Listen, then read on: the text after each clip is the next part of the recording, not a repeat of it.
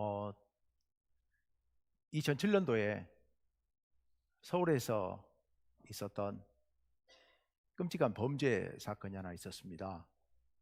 설교 시간에 이런 얘기를 사실 하기가 조금 많이 망설여질 정도로 끔찍한 사건이었습니다.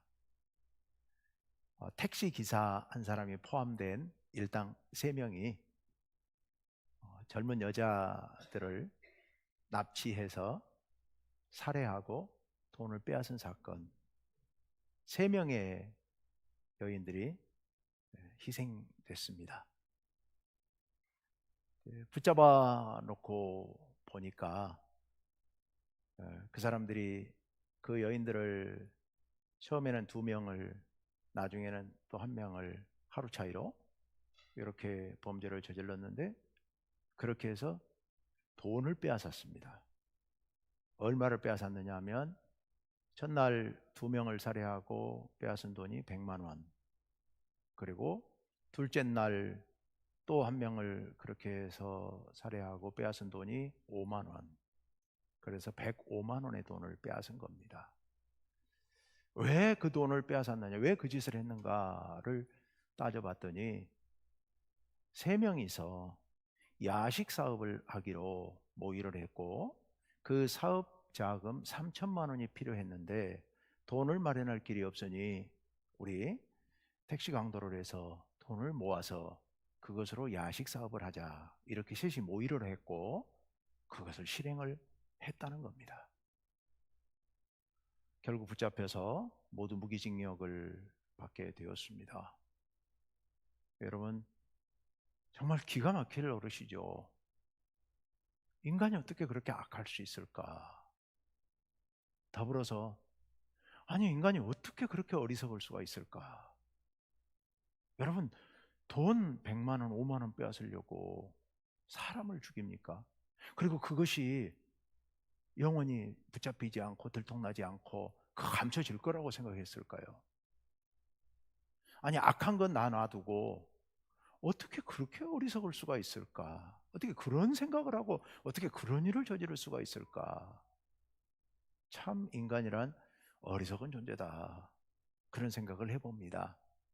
근데 여러분, 그 사람들이 특별히 어리석은 게 아니라요, 우리 인간이란 존재가 본래 그렇게 어리석은 존재들이죠. 한 치 앞도 볼 수 없는 게 우리 인간이잖아요. 어떤 감정에, 또 어떤 생각에 꽂히게 되면 한 번만 더 생각하면 생각이 완전히 바뀔 수 있는 것을, 그것을 생각하지 못하고 그 한 가지 감정에 매몰되어 가지고 엉뚱한 짓들을 범하는 일들은 그 사람들만의 이야기가 아니라 모든 인간들이 그렇게 할 수 있는 가능성을 지니고 있습니다. 우리도 늘 그럴 위험성을 안고 살아가고 있죠. 어리석고 악한 것이 우리 인간의 마음입니다. 오늘 우리가 읽은 말씀에도 예수님의 비유 이야기입니다마는 이런 흉악하고 정말 어리석기 짝이 없는 그런 비유 한 가지가 비유가 오늘 읽은 말씀 속에 등장을 합니다. 여러분, 오늘 비유 잘 아시는 이야기 아닙니까? 어떤 주인이 포도원을 세웠습니다. 아마 꽤 큰 농장이었던 것 같습니다. 왜냐하면 울타리로 빙 둘러막고 그 포도원을 지키기 위한 망대도 짓고, 그리고 포도즙을 짜기 위한 포도즙 틀도 파서 만들고 했으니까 상당한 자금을 투자한 꽤 큰 규모의 농장을 세운 것 같습니다. 그리고 농부들에게 새로 주고 타국으로 갔다라고 얘기를 하고 있습니다.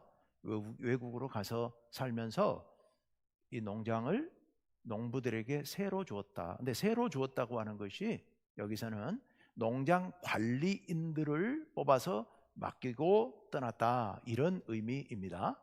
그렇게 해서 농장 관리인들에게 포도 농장을 맡기고 떠났습니다. 자, 그리고 이제 포도 딸 때가 되었습니다. 어느 정도 시간이 흘렀겠죠.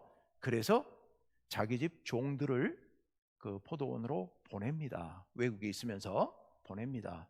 수확물을 가져오라고요. 그 당연한 자기의 권리니까 그렇게 해서 보냈습니다. 그런데 농부들이, 포도원을 새로 맡은 농부들이 이 종들을, 주인이 포도 가지러 보낸 이 종들을 때리고 돌로 치고 죽였습니다. 그 사실을 알고는 주인이 한 번 더 많은 종들을 보냅니다. 그런데 농부들이 그 두 번째 종들 역시도 똑같이 죽이고 학대합니다. 마지막으로 주인이 이번에는 아들을 보냅니다. 아들을 보내면서 이는 내 아들이니 그들이 이 아들을 전대하고 아들의 말을 들을 것이다 라고 판단해서 아들을 보낸 겁니다. 그런데 그 농부들 하는 얘기를 들어보십시오. 그들이 뭐라고 얘기를 합니까? 이 아들이야말로 이 농장의 상속자다. 만약에 이 아들만 죽여 없앤다면 이 농장은 우리 것 되겠다. 아마도 주인이 이미 죽었거나 크게 병들었거나 해서 직접 올 상황이 못 된다고 판단을 했을 겁니다. 왜냐하면 연거푸 종들만 보내고 그리고 마지막에 아들까지 아들을 보낸 거 보니까 주인은 이미 죽었거나 아니면 병들어 있을 거라고 그들이 나름대로 생각을 했겠지요. 그래서 그 아들을 농장 밖으로 내쫓습니다. 그리고 거기서 죽여버립니다. 이게 비유의 끝이에요. 그리고 나서 예수님께서 그 이야기를 듣고 있는 사람들에게 묻습니다. 자, 여기까지 일이 진행이 됐는데 주인이 어떻게 하겠느냐는 겁니다. 그래서 사람들이, 그 이야기를 듣고 있었던 사람들이 예수님께 이야기합니다. 내가 주인이라면 당장 쫓아와서 그 농부들을 진멸하고 그 다 죗값을 물어서 그들을 처형하고, 그리고 농장은 다른 충성된 사람들, 새로 바칠 만한, 열매를 바칠 만한 사람들에게 다시 맡기지 않겠습니까? 이렇게 얘기를 하는 겁니다. 여기까지가 오늘 이야기이죠. 정말 어리석은 농부들. 그 농부들이, 그 농장이 누구 것입니까? 주인의 것이죠. 자기들은 단지 농장을 관리하는 청지기일 뿐입니다. 관리인들일 뿐입니다. 그러니 그 농부들은 열심히 포도 농사를 지어서 열매를 거두어서 그 주인에게 보내면 되는 겁니다. 자기들은 주인으로부터 그 관리한 대가를 적절히 받으면 되는 거고요. 그런데 터무니없게도 그 주인이 보낸 종들을 그 아들까지 죽이는 이런 만행을 저질렀다가 결국 아무것도 얻지 못하고 주인이 와서 다 진멸을 당하는 이런 어처구니 없는 일을 벌이게 되죠. 정말 악하고 어리석은 이런 일. 그런데 예수님께서 왜 이런 비유를 드셨을까요? 그 상황을 좀 우리가 볼 필요가 있습니다. 예수님께서 주로 갈릴리에서 활동하시다가 예루살렘 성전으로 올라가셨습니다. 마지막에 십자가를 앞둔 상황이에요. 예루살렘 성전에 올라가셔서 그곳에서 여러 가지 일들을 하셨죠. 가장 먼저 하신 일이 성전 안에서 장사하는 사람들, 그들을 내쫓습니다. 성전 권력자들인 대제사장 무리들과 결탁해서 뒷돈을 주고받으면서 거기서 장사를 해서 폭리를 남기는 그들, 제도를 이용해서요. 제사장들은 또 그들이 장사를 하고 폭리를 얻을 수 있도록 교묘한 방법으로 그들을 보호해주고 그 제도를 그렇게 만들어주고요. 그 상황을 예수님께서 아시고 그 장사꾼들의 상을 뒤집어 엎고 그리고 내쫓고 그런 일을 하신 겁니다. 그리고 모여든 무리들에게 하나님 나라의 이야기, 하나님의 말씀을 전파하십니다.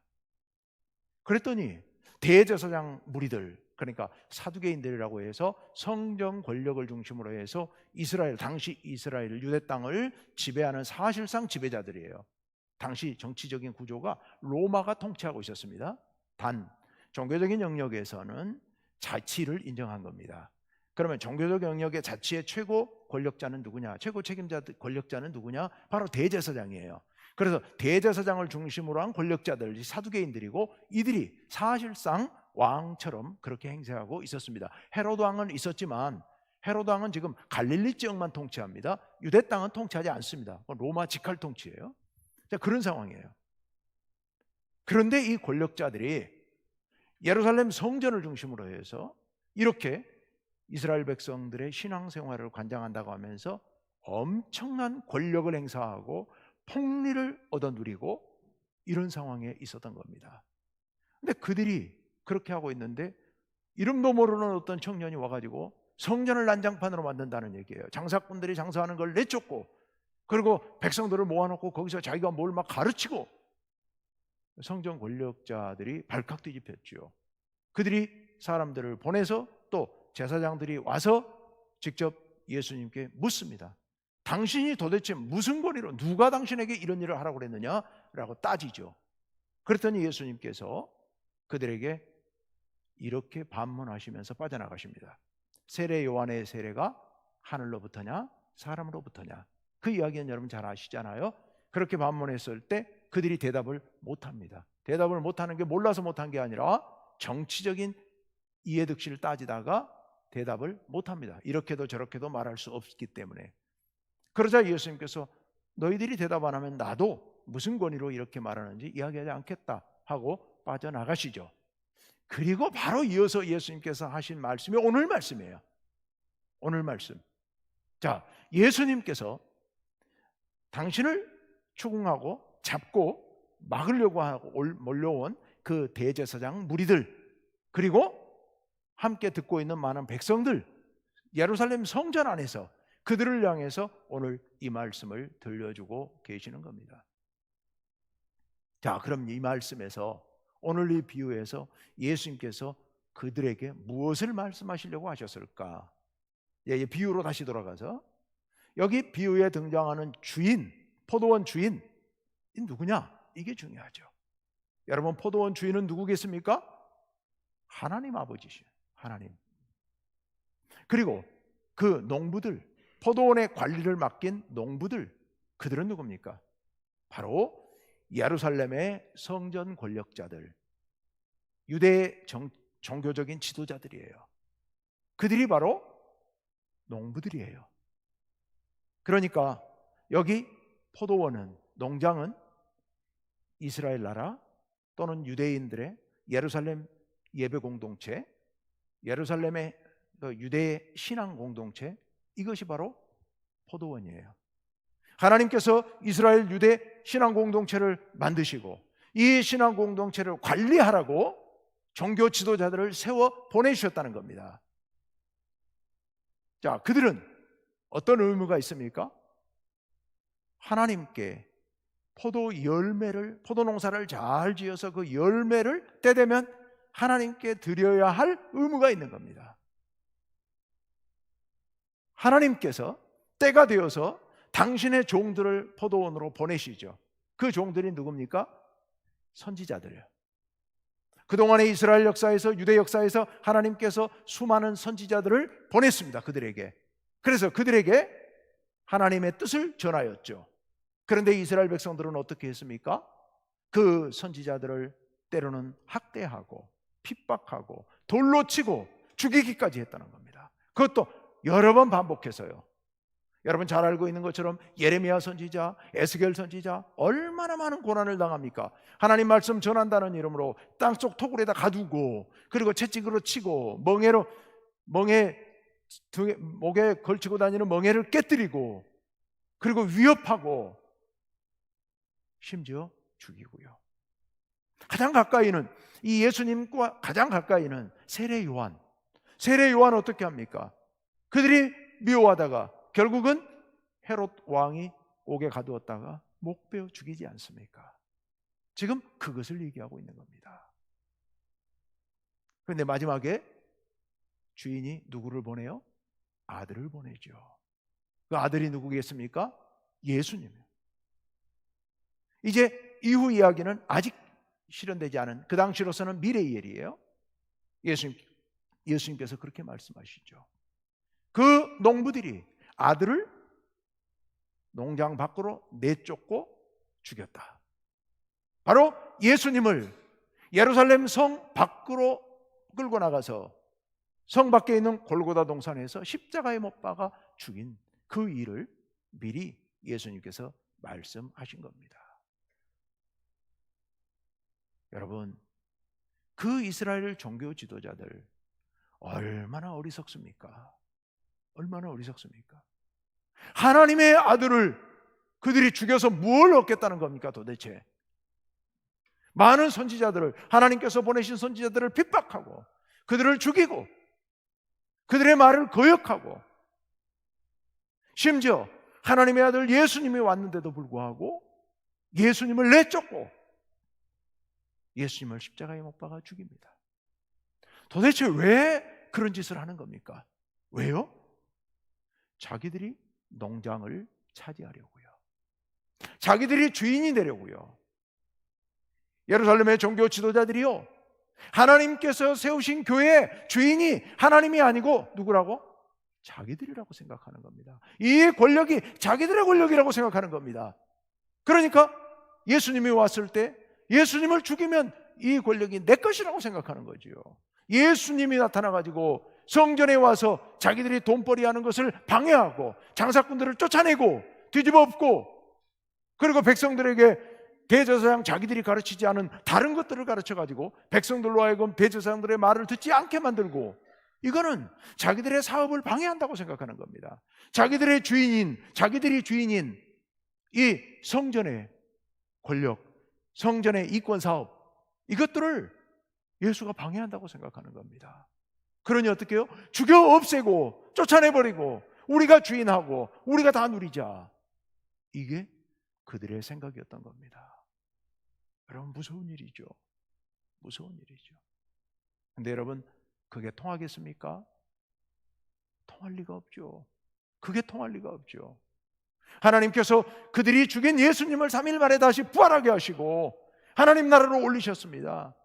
때가 되면 하나님께서 그들을 다 심판하시고 다른 사람들로 하여금, 이스라엘 백성 아닌 다른 사람들로 하여금 포도원 맡아서 농사를 짓도록, 즉 다른 많은 이방인들이 구원받고 하나님의 백성으로 살아갈 수 있도록 하나님께서 그렇게 하실 것이라는 겁니다. 이게 이 비유의 의미이지요. 이 어리석은 포도원 농부들, 이 어리석은 예루살렘의 종교 권력자들, 그런데요, 그들만이 아닙니다. 그들만이 아니라 이렇게 어리석고 악한 무리가 바로 우리들입니다. 바로 우리들이에요. 하나 예를 들어 봅시다. 하나님께서 우리 충북교회를 이렇게 세우셨습니다. 포도 농장이에요. 포도원. 그리고 여기에 일꾼들을 세우셨습니다. 저를 세워주시고 여러분들을 세우셨습니다. 뭘 하라고요? 포도 농사 잘 지어서 그 열매를 하나님께 드리라고요. 그런데요, 사람이 참 간사하죠. 이런 상황에서 우리는 자칫 우리 마음 가운데 이 교회가 내 교회 같은 생각이 드는 겁니다. 내가 주인, 제가 담임 목사니까 우리 교회가 내 것인 줄로, 제 것인 줄로 착각할 수 있습니다. 저 인간이니까요, 이 교회가 내 거라는 착각을 할 수 있습니다. 아니, 내놓고 그런 말은 못하지만 나도 모르는 사이에, 은연중에 나도 눈치채지 못하는 사이에 마치 내 것인 양 이렇게 할 수 있습니다. 정말 무서운 일이죠. 교회마다 골치 아파하는 게, 목사님들하고 만나서 같이 이야기를 나누다 보면 가장 골치 아파하는 게 교회 주방 문제예요. 그래서 코로나 이후에 아직도 공동 식사를 못하는 교회가 많습니다. 안 하는 교회가 많습니다. 왜? 너무 골치 아프니까요. 왜요? 주방에 가서 책임을 맡아놓으면 조금만 지나면, 2, 3년만 지나면 그게 내 것인 줄 알아요. 그래서 다른 사람 거기 가냐 하고 이러면 배제하고 배척하고 나 혼자 다 할 수 있는 것처럼 그렇게 생각을 해요. 교회 학교 교사로 찬양대원으로 한 몇 년 봉사하고 나면요, 교회 학교가 내가 교회 학교 터줏대감이고 내가 찬양대 터줏대감이고 내가 우리 교회의 터줏대감인 줄 알아요. 장로로 세우면요, 안수집사 권사로 세우면요, 이거 관리인으로 세운 거잖아요. 열심히 일해서 하나님 앞에 열매를 드리라고 세우는 종들이거든. 그런데 조금만 시간이 지나면요, 내 건 줄 알아요. 내가 주인인 줄 알아요. 내가 주인인 줄 알아요. 우리 인간의 마음은 얼마나 간사한지 모릅니다. 여러분, 이 교회가 내 겁니까? 제 거의 담임 목사인 제 겁니까? 여러분의 것입니까? 여러분 찬양대가 여러분 찬양대원들 것입니까? 아니잖아요. 하나님의 것이잖아요. 그런데 우리 인간은 너무 간사해서 이런 유혹에 쉽게 넘어가고, 그리고 그것이 당연한 것처럼 자기도 못 느껴요. 자기가 그러고 있는지도 몰라요. 그러면서 그런 큰 악을 범하게 된다는 사실입니다. 근데 여러분, 교회만 그런 게 아니에요. 교회만 그런 게 아닙니다. 우리 인생이 그렇습니다.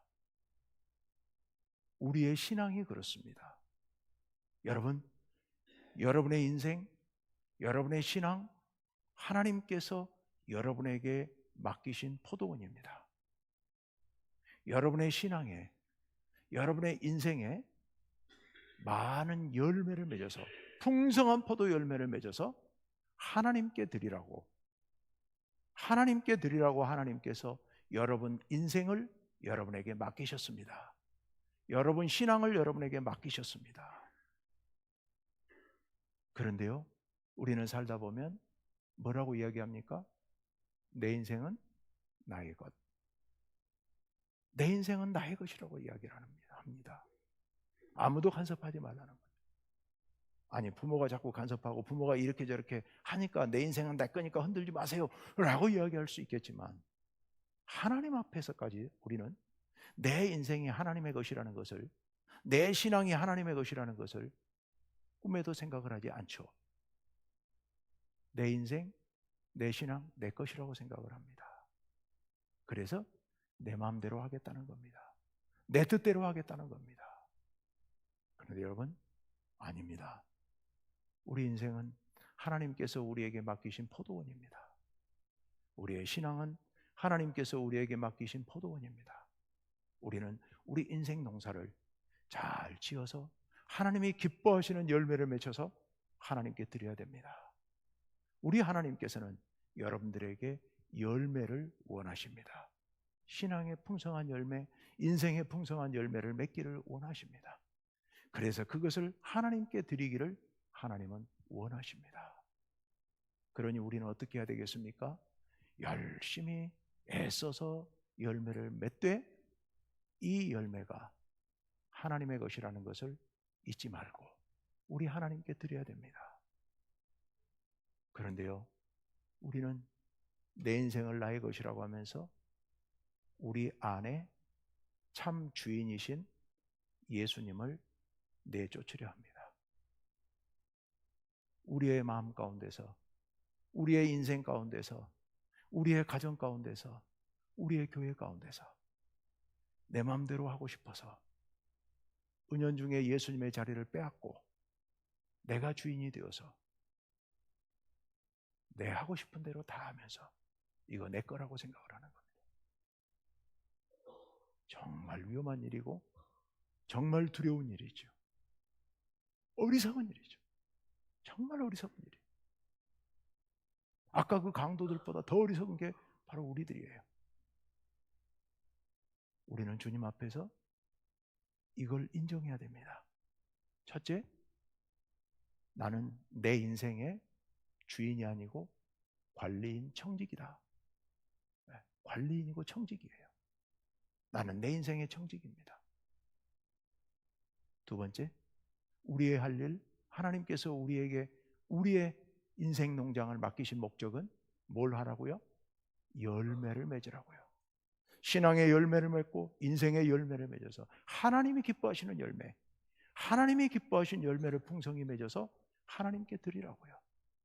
하나님께서 우리들에게 그것을 바라십니다. 그런데 그렇게 하려면 우리가 어떻게 해야 돼요? 우리 인생 농장에, 우리의 삶의 농장에 주인이 누구라고요? 하나님, 예수님이심을 우리가 인정해야 되는 겁니다. 그래서 하나님께 우리의 인생을 드려야 됩니다. 하나님께 물어야 되고 하나님의 뜻에 맞춰서 우리가 살아가야 되는 겁니다. 여러분 가정도 그렇고 여러분의 교회도 그렇고 우리 하나님께서는 우리들을 충성되게 여기셔서 이 모든 것을 맡기셨거든요. 그래, 네가 한번 경영해 봐라. 네가 한번 네 인생을 맡아서 관리해 봐라. 네가 한번 너희 가정을 경영해 봐라. 네가 한번 우리 교회를 한번 경영해 봐라. 그래서 많은 아름다운 열매를 맺어서 하나님께 드렸으면 좋겠다 라고 하나님께서는 우리에게 원하십니다. 그러니 우리는 내가 주인 될 것이 아니라 하나님의 주이심을 인정하고 잘 경영해서 내 인생을 정말 풍성하게 경영해서 아름답고 풍성한 열매를 맺어 하나님께 드려야 될 줄로 믿습니다. 내가 주인 되려고 하는 이 교만한 마음 내려놓고 회개하고 하나님이 주인이심을, 예수님이 주인이심을 인정하고 풍성한 열매를 맺으시는 우리 충북교회 성도님 여러분 되시기를 간절히 바랍니다. 우리 함께 찬양 한 곡 같이 할까요? 우리는 나를 주인으로 삼고 다른 것들을 주인으로 삼고 살아가는데요, 이거 내가 주인 삼았던 나를, 다른 것들을 내려놔야 합니다. 우리 함께 찬양합시다.